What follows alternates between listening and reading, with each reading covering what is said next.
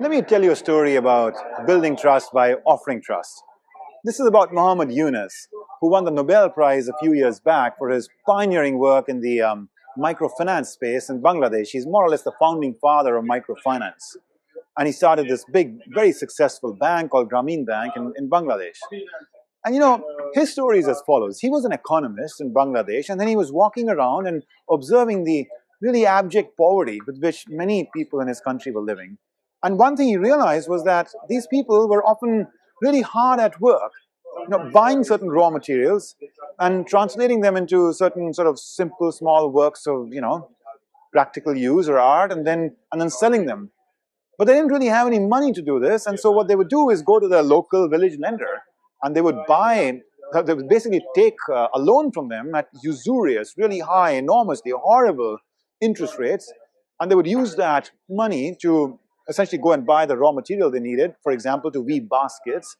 They would spend the whole day weaving the baskets, sell it by the evening, and then basically take the money they made and go back and pay the money lender by the same day in the evening with, of course, a much big interest rate as well. And when he realized that, what he suddenly calculated as an economist was that, boy, if these guys individually could have the princely sum of $25 in their hands, these people could actually completely do away with the need for these incredibly expensive loans they were getting, and their whole lifestyle and their whole economic state would be so much better off. And so he got very excited about this, and he went around to the local banks and he asked them, why don't you give these loans of $25 to each of these people, because their lives will be so much better off, and it's not much of a loan, it's only $25. And these banks refused. They said, no, wait a second, they don't have any credit history, how can you trust them? They don't have any collateral to give us, how can we make sure that they'll actually give our loans back? And in doing that, they were really in a completely uncomfortable position to offer that loan, because they were not willing to trust the other party. All right?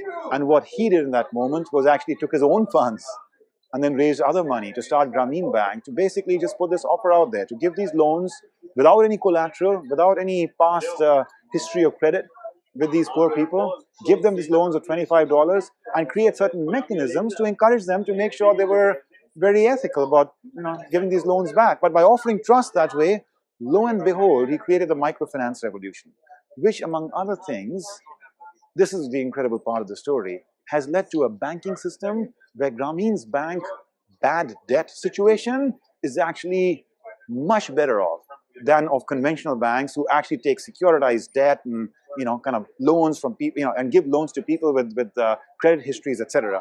Those people where loans are given once they validate their credit histories and offer kind of collateral are actually worse off in paying their debts than these poor people who, for that $25, were offered trust before they had anything from their side to offer. And in return, they actually paid back so handsomely that this is an incredibly profitable operation in microfinance. You get trust by giving trust.